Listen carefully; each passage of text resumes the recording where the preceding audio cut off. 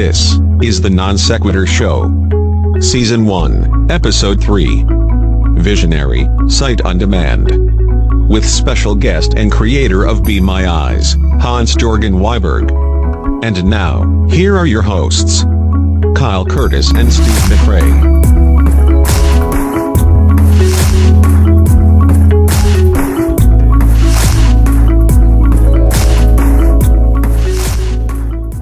I'm Steve McRae. And I'm Kyle Curtis. Welcome to the NonSequitur Podcast, brought to you by the Great Debate Community, a group of experts and laypersons who get together to discuss subjects relating to science, theology, and philosophy in real time on air. If you would like to be a part of the Great Debate Community, please visit us at www.greatdebatecommunity.com or go to my channel, Steve McRae, on YouTube for more information. Next week, we'll be having Pam Wissel, the editor-in-chief of American Atheist, along with our special guest co-host, Thomas Westbrook, or to your YouTubers out there, also known as Holy Kool-Aid. So the first story in my newsfeed this morning that kind of took me aback was a initiative by California leader of the California State Assembly, E.N.C. Calderon, who has put forth a bill to try to make it illegal for a server to serve you a straw in your glass already unless you ask for it prior. In other words, if you have a beverage served to you and it has a one-time use straw in it, it is considered to be against the bill, which can be fines up to $1,000 or 6 months incarceration. Oh my God. Get out of here. No, straight up. Is this from The Onion? No, this is actually not from The Onion. This is not from The Onion or World News Daily Net. This is actually an actual news source, which I had to actually go in and read for myself a few times to see if this was actually what was being put. Where's this story from? This one was actually from, I got two sources. One was from USA Today, and the other one's from Fox News. Okay, take that one for what it's worth. I thought you said real news sources. We'll use that as a supplementary source. But the USA Today... Fox News! The USA Today headline was "Plastic Straws Illegal unless requested under California Bill." The USA Today headline was "Plastic Straws Illegal unless requested under California Bill," with up to $1,000 fine attached. Now, when I go to Mr. Calderon. Oh my God. Yeah, straight up, this is the headline.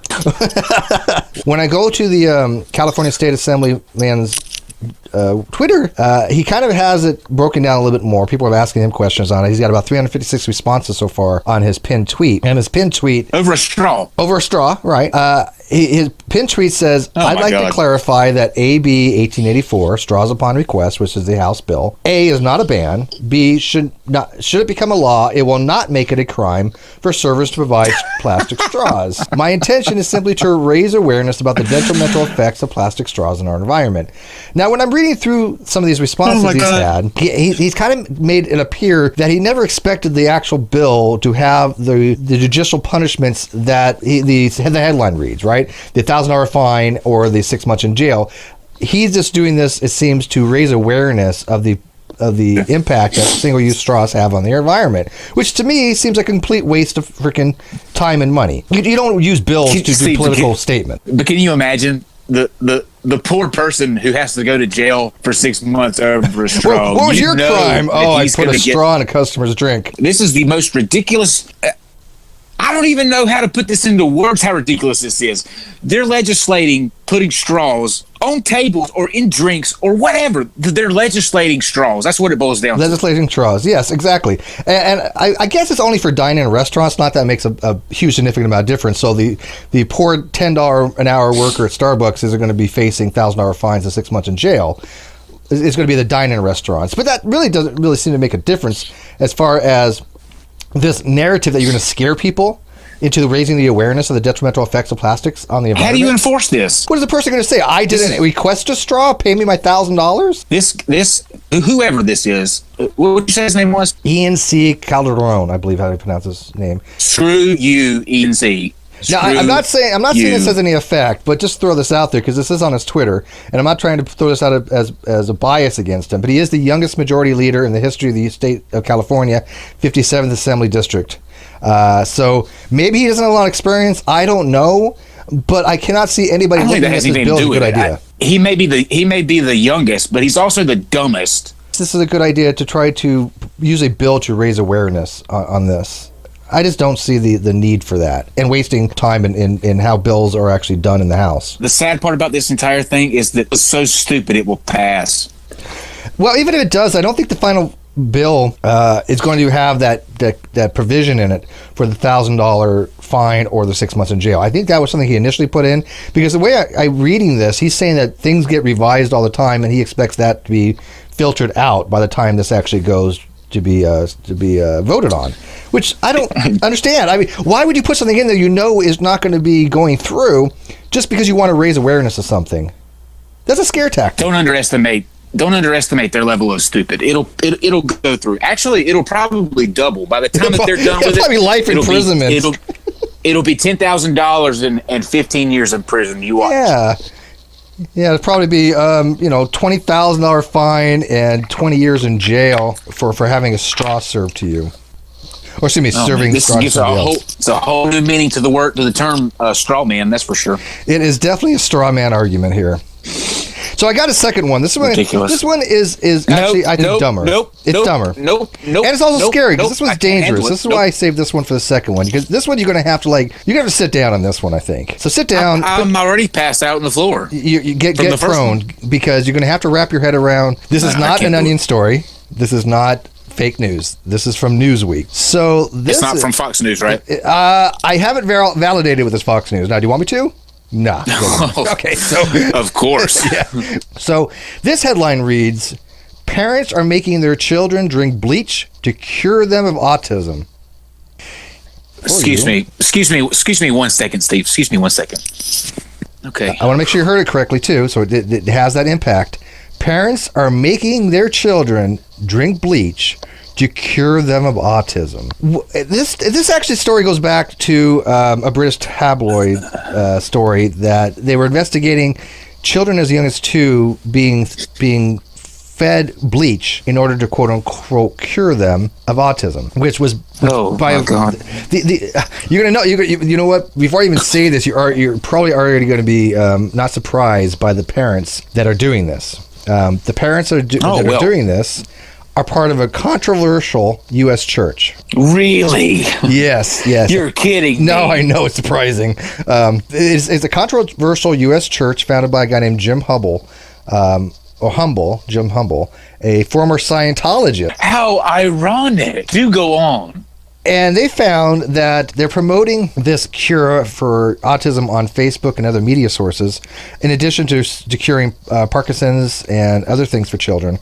And they believe that for some reason administering a chemical called chloride dioxide, that it is something that's called a quote miracle mineral solution. They call it MMS. And this is supposed to, by some act of God in chemistry, remove autism from children. I don't even know where to begin, right? Let me just stop you right there, because I believe, and this is a message to those parents that bleach is an MMS for their kids. I have a miracle solution for the parents who are doing this. It's called chloroform. Yeah, it's a disgusting thing. I mean, it's not just the fact that these parents are uneducated. It's the fact that these parents are actually willfully harming their children. Thinking that it's a good idea to give them bleach. I mean, autism. But do you need to be educated? They need to be educated on autism because it's a neurodevelopmental disease. It doesn't have anything by which you can just take a tablet or a pill and it just goes away. It's something that happens. Right, Steve. But do you really need to be educated on the fact that you should not feed your child bleach? No. Well, yes and no. I mean, obviously these parents do, but I would think that it's something that most parents, as myself, I never came to my mind to think, hey, I think it's a good idea to give my child bleach. These parents should be castrated. So just to make it clear, though, the chemical that they're giving their children is called chlorine dioxide. It's not exactly what you find in bleach, like Clorox bleach. That's sodium hypochlorite, which is something that you do use for water treatment. I was in the Navy for 6 years. One of the things we use for the potable water supply is sodium hypochlorite, which is it is a bleach. It literally is bleach, but it's very small quantities of it. On that thought, though, does that article say in what way they think that would cure autism? Magic. Like, what's their logic behind bleach curing autism? Supposedly there was a study done that I think it was in Uganda. I think it was in Uganda. And right, because that's where all good studies come from. Well, I was only brought to my attention just about an hour or two ago on this, actually, that there was something in Uganda where they were doing studies with children, but they were fake studies. They weren't legit. They basically fabricating information, trying to for some reason get to this narrative that bleach cures these types of diseases. I don't know why. I would have to investigate more on it. But the takeaway from who goes? I've just found this awesome study from Uganda. We have to try this out. Like, in what world? Somebody that came from the Church of Scientology. I thought Scientologists were supposed to be the celebrities. Well, I don't think this guy was a celebrity. I think that he was a church leader. The church was called Genesis 2 Church, and like a lot of church leaders that have some nuttery background, he just found this and decided to run with it. The consequences, however, are the fact that they suspect somebody will eventually die from this, and this is a matter of time. In which case, that I think that these people should be charged with murder. Of course, somebody will die from drinking bleach. I'm not in any way, shape, or form a scientist. I don't have a background in chemistry, but I can pretty much say with confidence that drinking bleach is not a good thing. Drinking bleach and neither do should not be attempted. I have a 4-year degree to know drinking bleach is bad for you. The bottle says it's not good for you. Like, the bottle has a warning on it not to drink it.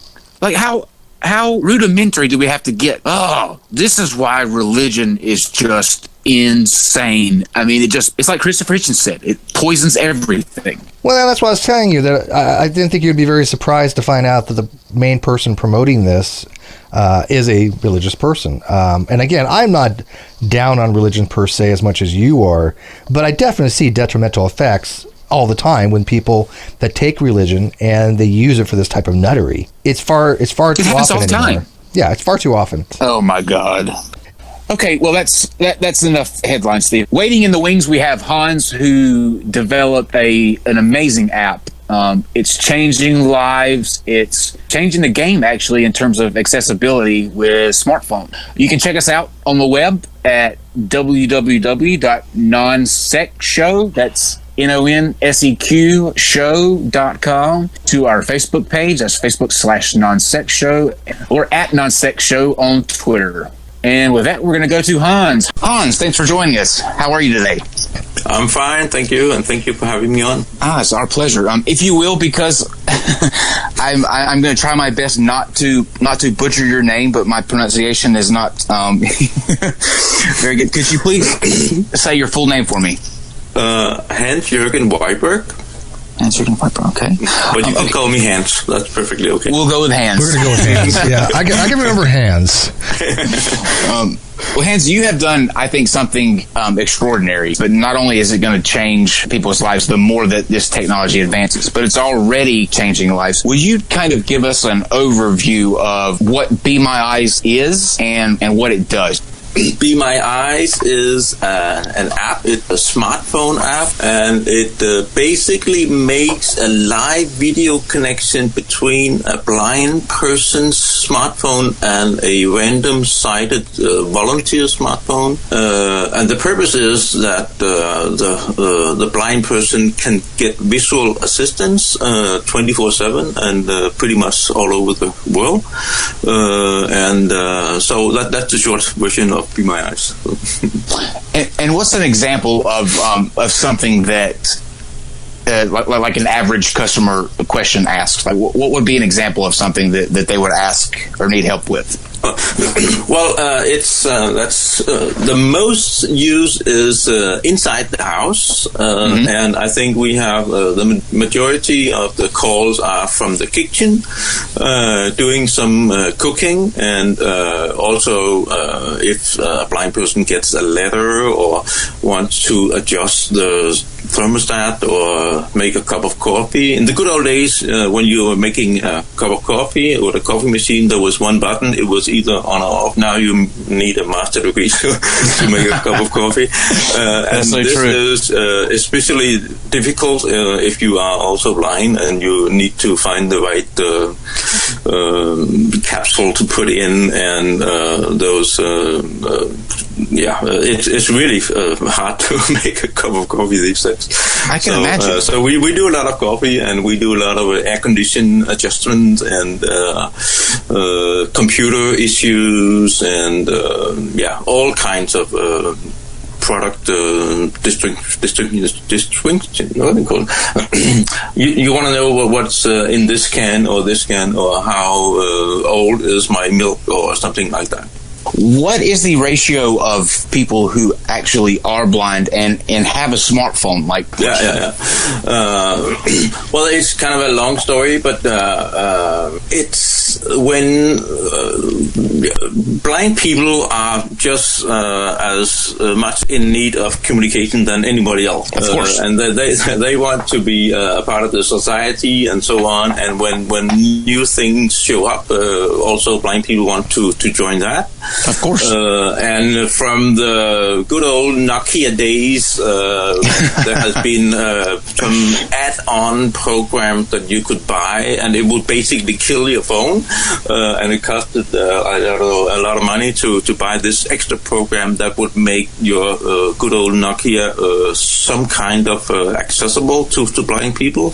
But when the iPhone came, and I believe it was from iPhone 3S or 4 or something like that, Apple made a system called VoiceOver, and that was built into the phone. You didn't need to buy anything extra or anything. You could just turn it on. And when you turn on VoiceOver, the phone will start speaking to you. You put your finger on the screen, and the phone will tell you what you hit with your finger. And then there's a whole bunch of gestures that you can make and navigate around. And this was really a game changer, because it was a built-in thing, off-the-shelf product that you could use as a blind person, and we have never seen that before. It has also always been really costly to buy the extra that makes things accessible to blind people, but now for the first time it was really off-the-shelf product that you could just turn on and use. So blind people has been, of course, the more younger and tech-savvy persons among blind people has been really happy about iPhones, and now within the last 2 years, Android phones are also coming along, and people are using them as well, and they are cheaper. So it's really a good moment for BeMyEyes to be in this, because a lot of blind and visually impaired people are getting online with their smartphones and not only with their computers. So. That's incredible, because see, that was my first question when I saw the write up about this app. I thought it was, obviously it's an incredible app, and I think that, like I said, it's going to be a game changer in itself. But the first question that I had was, okay, hold on a minute. The entire, I guess, allure of a smartphone is everything that you can see and do with the app. So I did not know that. I think it's incredible. No, I when the iPhone came, I was thinking, gosh, this is not good, because there's only one button, right? Where you basically go away from everything. Now there's no button. So it was really a great thing that Apple made this voice-over system, and I'm not paid by Apple to say this in any way, but Apple has been really focusing on accessibility, and not only for blind people, also for people with hearing aids and all kind of handicaps. They need the credit for that. Absolutely. That's incredible. I actually, and maybe you can clear this up for me. Maybe I read it wrong, but it seems like they were making inferences like that. Somehow Braille could be incorporated as well in you can if you have a Braille keyboard, you can connect it to your phone. And really? Talk together. And I don't know how to do it, but I know that people are using that, and this is really remarkable. It is, yeah. The tech I think nowadays is becoming just so so advanced. Like, I remember when you brought up Nokia just a second ago, that brings almost kind of nostalgia for me. Yeah. That was the first phone that I got. And it's weird because that was only about 11 years ago that I had this big fat square brick, called a Nokia. And it's just advanced so much in 11 years. Can you imagine 11 more years, what that will be like? Yeah. I hope the old Nokia, they could last the power for a week or something. Yes, they could. It's only on some fronts that we have made progress. So, but now they make great door stops. Yeah. Well, just as an aside note, and then we'll move on from Nokia. But I remember a commercial where they actually were testing the strength of it, and you could run over it with a car tire, and it'd be fine. Oh, they were quite durable. I sold many phones back in the day, and Nokia was very, very durable. In fact, back in the original day, remember the brick phones, the analog? Oh, yeah. They were huge. You don't want to do that with your $1,000 new iPhone 10. You know what? I just recently purchased that. When you said it, that's why when you said it's only got one button now, I chimed in with, well, actually, that button's gone now too. They removed the one and only button. That's right.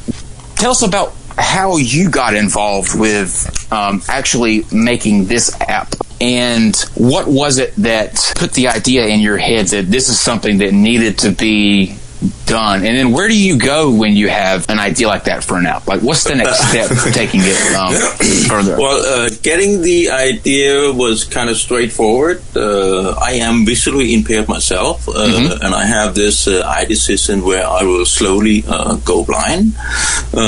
So I, together with my developers, I joke about it. I did joke about that they needed to make this before I needed myself. I still have my central vision, so I can still read the text on my phone and so on, but I have only like a 5-degree vision, where you have a 180-degree vision, I hope.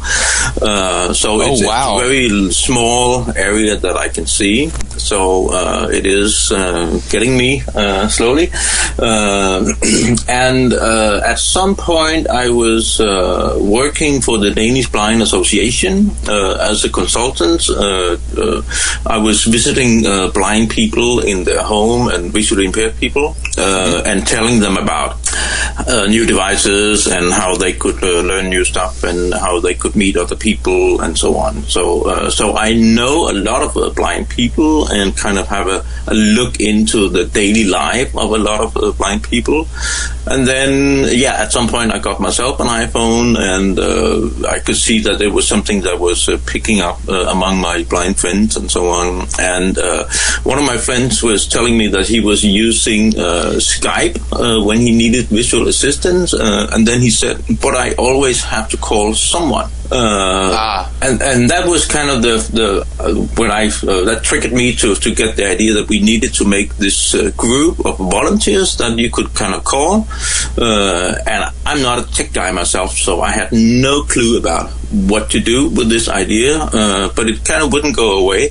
So, and then I heard about a event in the other part of Denmark. Denmark is a small country, but so I traveled across the country and attended this startup weekend event. It's kind of a funny event because you can basically walk in from the street, and then you have 1 minute to present an idea. Oh, wow. Like Shark Tank. And then hopefully some other people in the crowd will join your idea, and then you work on the idea. If you can make a prototype or the concept more clearly over the weekend, and then on Sunday you present the idea for some judges, and we did that. I was lucky to have 7 other people joining my idea.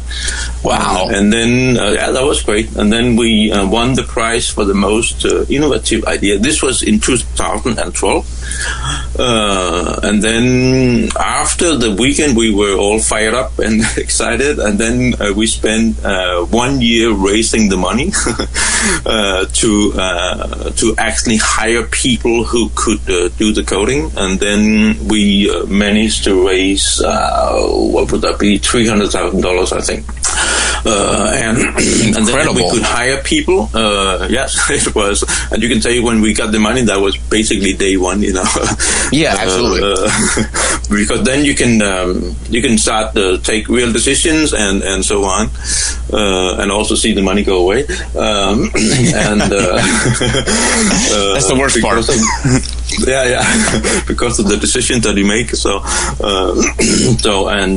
And then we spent a little more than a year developing, and that the thing was that now we were in the late part of 2013, and there wasn't many apps doing video conversations, and especially there wasn't many coders that has been trained to develop for blind people. Mm-hmm. So we had to look quite a bit around to find the right people to build the app,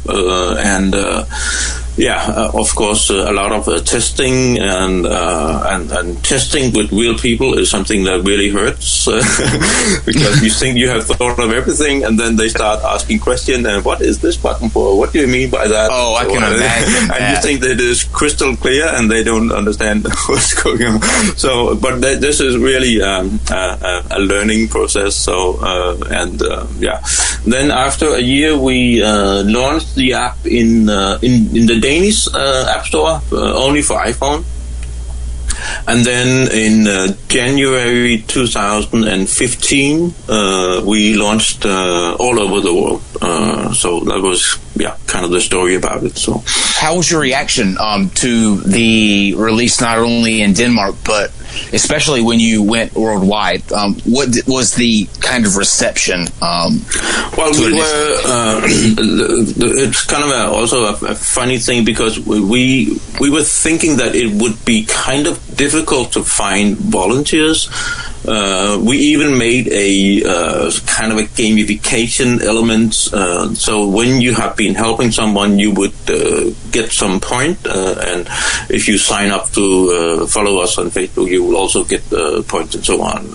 Just to kind of encourage people. You could not use the point for anything, but points are good.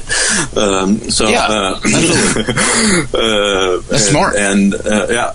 But then we were completely blown away by the reception of the app, we launched on the 15th of January 2015, and within a week we had 10,000, 15,000, 12,000 downloads a day. So a day? A day. We had to change the server 3 times the first week because my people were really stressed about this. So it was completely amazing how people wanted to join, and that's got to make you feel, for me, especially nowadays, I think that's great to hear because you're inundated in the news, it feels like, with just bad news after bad news after bad news, and I almost got kind of cold chills there when you said that a day, because that almost makes your faith in humanity restored again. That people are so willing to. And also, I think part of the reason is that it's a super simple concept, and many people think they have bought this too expensive phone, and finally they can use it for something good, and a lot of people do want to help, but it is kind of hard to put into your schedule that you have to go somewhere every Wednesday night and do something and so on. But now with the BeMyEyes, you can just sign up, and then if you are available, you can help, and if you get a call, of course. So it's a super easy and convenient way, and everybody can understand that a blind person will need a pair of eyes once in a while, and so on. So it's an easy concept to understand, and and you just have to download an app, and then you can be a good person. So it's almost like having eyes on demand. It is, yeah. Sometimes we say that we crowdsource eyesight. So, well, let me tell you, for somebody who said of himself that he is not tech savvy, you had to become tech savvy very quickly, didn't you? I have been into some discussions, but it's not really my part to go too deep into the technical details. Sure. I am more the person who is keeping an eye on what's going on in the blind community and doing the interviews. No pun intended, right? So, but also not that much anymore. But sometimes I have been reminding my coders that the blind people are blind all the time. They cannot sneak peek. It's also for most tech people, it's a new world to work with blind people and so on, and that sometimes requires a little introduction. So. Hans, can you kind of like walk us through a little bit how somebody becomes a volunteer, how many volunteers you have, and if for example, if somebody wants to be a part of this and they want to be the person that's on the receiving end of a request for somebody to be their eyes, how does that work? How does somebody become a volunteer? How does it vetted, and how does a person prevent any kind of maliciousness? It's a super simple app, and all you have to do is and now I'm proud to say that we are both on iOS and Android. So you go into your app store and you search for BeMyEyes, and you download the app, and you put in your first name and second name and your email address, and then you are good to go. So it's a really simple concept, and then there's a video that you can see, and of course you can go into our website and read a little more about how to be a good volunteer and so on. Are the volunteers vetted in some ways, or is there a rating system? No. You see, we have 800 and I think we have crossed 830,000 volunteers. And we are I think we are 7 people right now. So we have no chance of vetting 800,000 people. Wow, that's and we have 55,000 blind people signed up. That's incredible. But it is, yeah. But we do have a rating system, and if someone is doing something they shouldn't do, you can report them, and then we get an email about it, and we will immediately go in and see what's going on, and then if people are doing something wrong, we block them. So there's a special place, I think, in hell for anybody who would, ever attempt to try to do anything malicious. But are there any cases where you have had instances where that has happened, or for the most part? Not a lot, but we have had.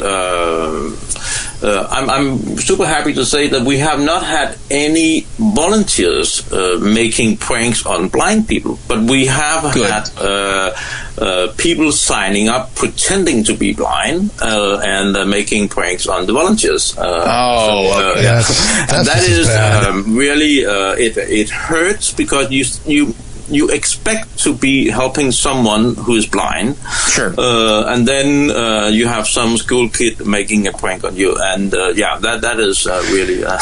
So you have 20. But then we block them, of course. Yeah, you have about a ratio of almost 20-1 as far as volunteers to the blind. So basically, a person who's blind, they can call as many times as they want, probably never get the same person 24 hours a day. And we try to encourage them to use it, but there is a completely natural limit. Because you don't want to sit and waste people's time with small things. So also blind people are careful, and will not disturb people without its necessary thing and so on. So, but we encourage people to use it whenever they need it. So, because we have so many volunteers, and I get tons of emails from volunteers asking, why don't I get any calls? That's incredible. That's a good problem that you want to have, though. I mean, yeah. That's not a bad problem to have. Yeah, if anything, that you want the volunteers to be asking for something to volunteer for. That's what's the average wait time? Like, let's say I'm a blind person and I need help distinguishing if the expiration date on my milk is expired. Yeah. What's the length of time that different from language to language? But in English, which is our biggest language, we have there's two waiting times, you can say. There's one that is 9.5 seconds from the blind person press the I want help button till a sighted volunteer says, yes, I want to help. We have a average of 9.5 extremely seconds. Quick. But then it said, if you make a voice over call or Skype call, it takes a little time to establish the connection. Sure. And that can be like, sometimes it's really fast, only a few seconds, but it could also be like another 10 seconds or something. That's still pretty impressive. Yeah, that's very impressive. And we can only do this because we have so many great volunteers who want to help. We don't know what people are doing. Some is at work, and some is driving, and some is kissing his wife, and all kinds of things, and they don't want to help. So we, whenever a blind person wants help, we send out a notification to 10 people at the same time. And then, 8 of them are not available, and 2 of them are available, and they will say yes, and then the first of them will get the call, and the second one will get a message saying someone else got the call before you are. Maybe not that text, but something like that. So fascinating. And this is why we can do it so fast, because if we asked them one by one and gave them 20 seconds to answer, then the blind person would give up before. Right. We have to do it. It makes total sense. The bad thing about this is that sometimes there might be 5 people who want to answer the call, and then of course 4 of them will get somehow disappointed. It's not an ideal way to do it, but this is the best way we could come up with. Yeah, that definitely makes sense to do it that way. You mentioned earlier about the you had a goal of what you needed as far as funding, and you hit that goal. What about now? I noticed the one thing about it is that it's completely free app to use. How is that sustainable in the long, because obviously you have people who are maintaining your servers and stuff. How is this app free with all that, with the service that it provides? Yeah, that's a good question. I want to say one more thing about the volunteers that I am. You see, I'm from Denmark, and we are 5 million people speaking Danish, and I'm super proud to say that now we have 145 different languages where we have more than 50 volunteers, and 50 is the number that we have set that we need 50 volunteers before we can kind of open this language to the blind people. But as it is today, we can provide help in 145 different languges, and I think this is pretty amazing. Wow! Is that based upon way more than I had ever expected, and I'm really proud of this. And one more thing about this is that we don't call our volunteers before 8 o'clock in the morning, and we don't call them after, or we don't send notification after 9 o'clock in the night. But if you are a blind person and you are up at 3 o'clock in the morning, like one of you are, then we are a lot. And you need a pair of eyes, and then you just tap the button, and we will find someone in another time zone. And it is always lunch break somewhere in the world. That's incredible. And when you have 830,000 volunteers, you can easily find someone in a time zone. Maybe incredible. Not if you are from a very small country like Denmark, where most of the Danish-speaking people are living in the same time zone. But if you can add another, if you speak also English or German or Spanish or Portuguese or something like that, if you can add that as your second language, we can with 100% guarantee find you a volunteer within 30 seconds, no matter what time of the day it is. So, and this is only because of all our wonderful volunteers that we can do that. So it's really, really amazing. Yeah. Back to the tough question about the money. That we have decided that BeMyEyes is a free app. If it is at all possible to keep it that way, we want to keep it that way. The reason is that we want to help people, as I mentioned before, all over the world. And if you are a blind person in parts of Africa or India or South America, you might get some kind of smartphone, and maybe you can get online and so on, but we cannot charge them $10 a month. So we have decided that if it is possible, in order to help as many people as we can, it's a free app. It still leaves us with the bills, and we are right now developing a new set of a new service, you can say.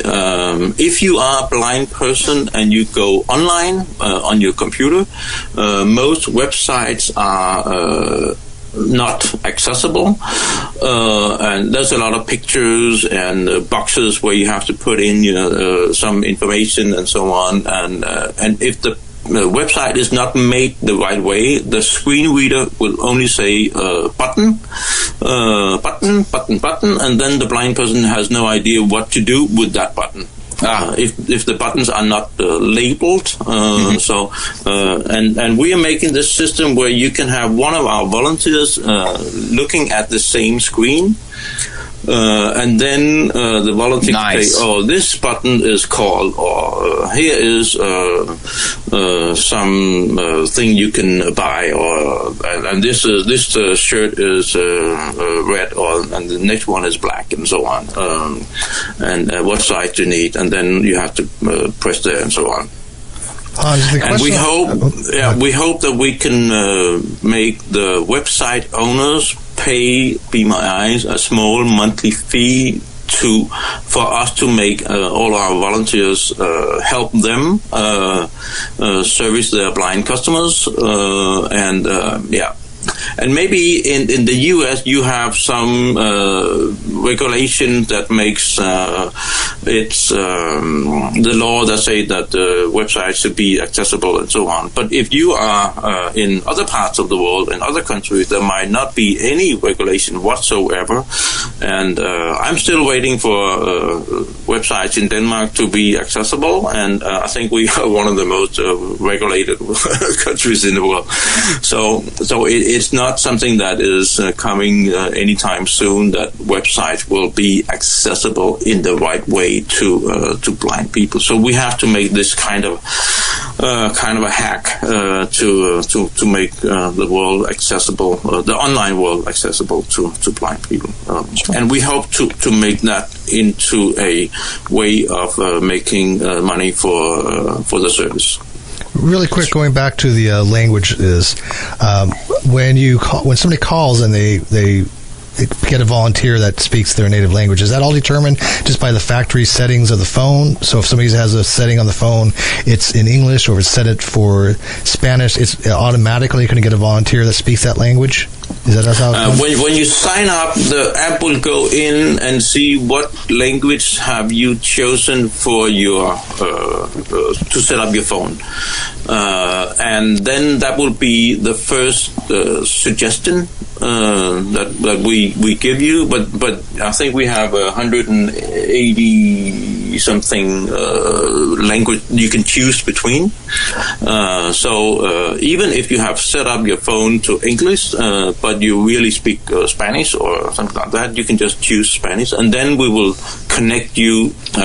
We have a primary language and a secondary language, and we first try to find someone speaking your primary language, so we connect to speaking their native language, and if that's not possible, we try to find a native speaking in your secondary language. So we try to get the best possible language connection, but you can also add a number of secondary languages, but we take them from the top.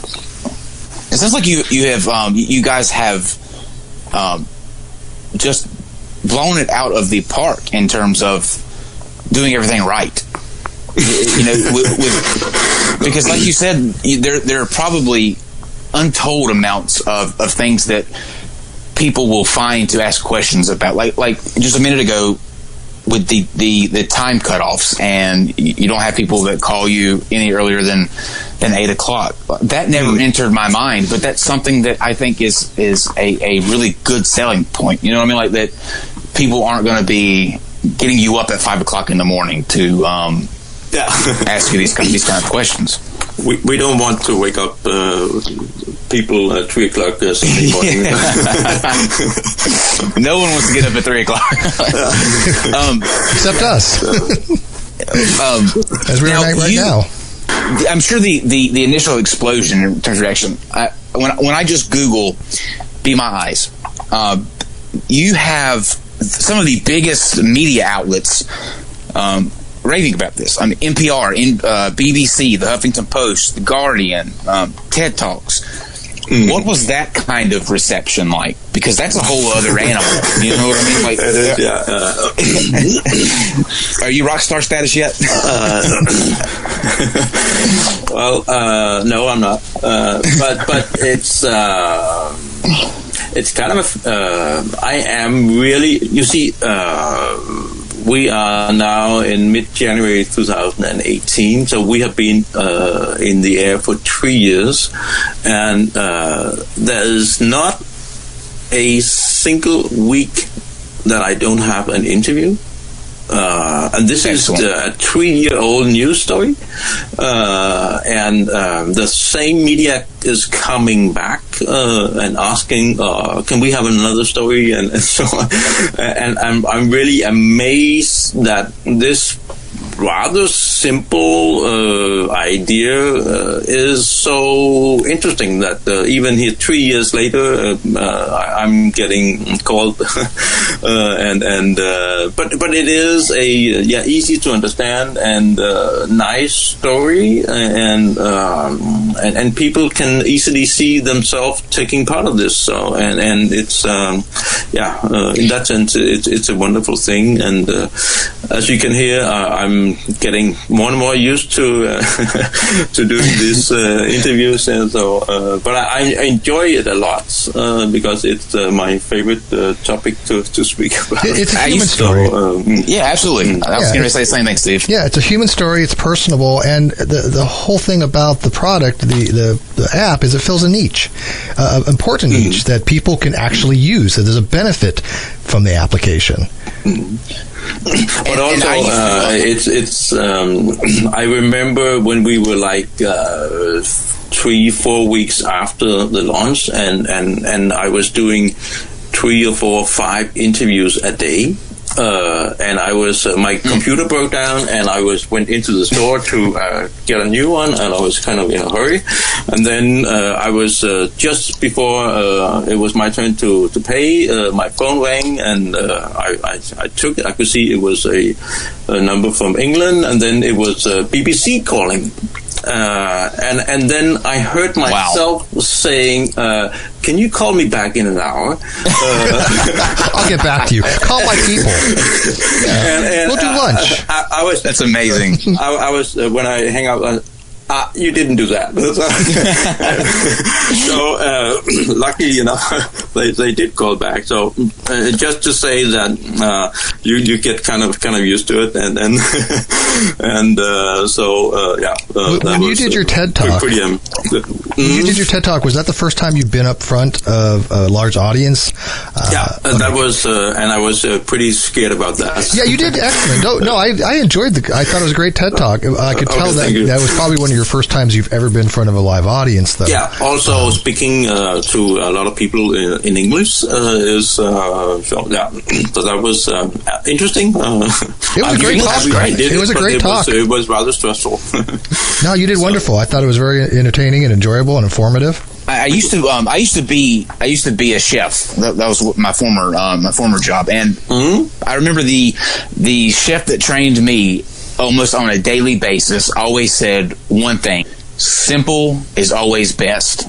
And when you said that a second ago, that it hits because it's so simple, that when you try to overcomplicate things, it can push people off, or it's too much to involve. But you're right in the fact that this is so simple, and I think it's an instinctual thing to want to help other people. And this is, you can do it in a super, super convenient and easy way. You can lie on your couch at home and do something good. That's not that often you can do that. It's incredible. It is, yeah. So, what you've done is incredible. I mean, it can't be said enough, I don't think. I'm blown away by what you've done here. I think the entire concept of the app, like Steve was saying, fills a vital need, and you have done something very special here, and you should be congratulated big time on this, big time.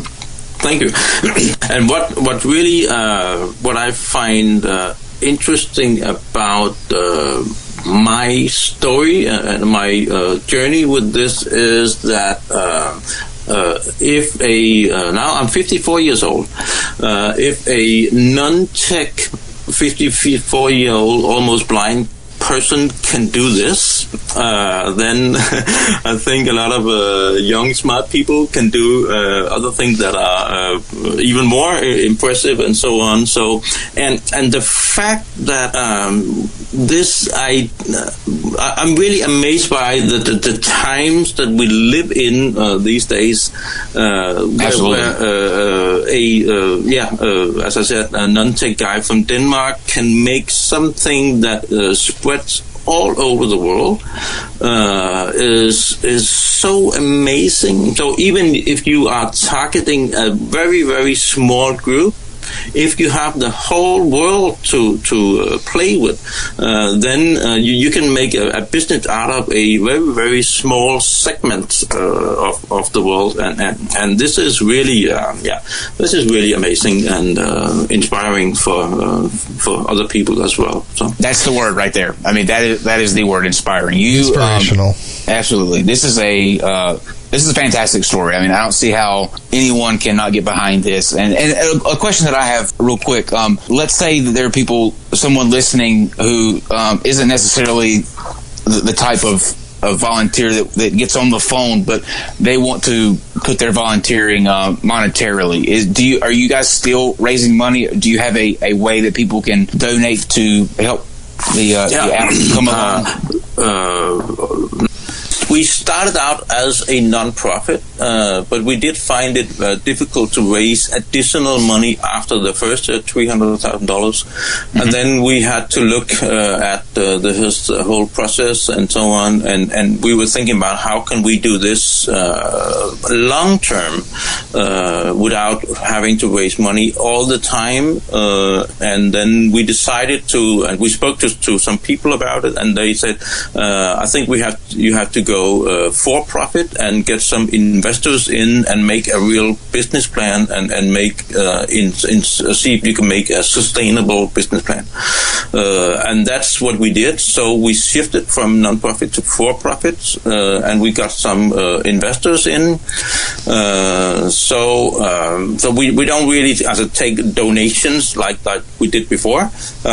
But if you have $1 million or $2 that you don't know what to do with, like everybody does. Yeah. We all got $1 million or $2 just laying around. We might as well. Well said. If I did, I would be more than happy to. Yeah, absolutely. Thank you. It's all yours.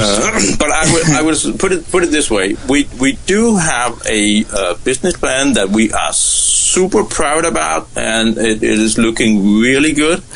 And so, if you are an investor and you are into impact investment, we would love to talk to you and send you the information and give you some more in-depth insight into our plans and so on. And how would they get that information to you if they were interested? Just go to our website and send my CEO an email. He will be. You can send it to me, but I'll just. He is the one doing the money talking and so on. But I have a CEO who is doing that, and then I'm doing all the talking. So. Well, Hans, we cannot thank you enough for coming on and discussing this. I think what you're doing is absolutely incredible, and we wish you all the luck in the world, and any advancements and updates. We would love to have you come back on and fill us in and further spread the word about this wonderful app. Absolutely, and we appreciate it immensely. It has been a great pleasure to be interviewed by you guys, and I'm sorry to kick you out of bed this early, but no, this is worth it. If I have to get up at 3 o'clock in the morning, this is at the top of my list for things that I would get up for. Absolutely. Okay, I'll call you tomorrow morning then. So. Well played. All right, Hans, you take care, and we look forward to next time. So, thank you so much. Thank you, Hans. Bye-bye. On the next Non-Sequitur show, Unholy, Doubt and Devout, with special guest Pamela Wissel, Editor-in-Chief of American Atheist Magazine. Premiering Tuesday, February 6th at 11 a.m. Eastern. For more, please visit www.nonsexshow.com. That's non-seq show.com. Thanks for listening.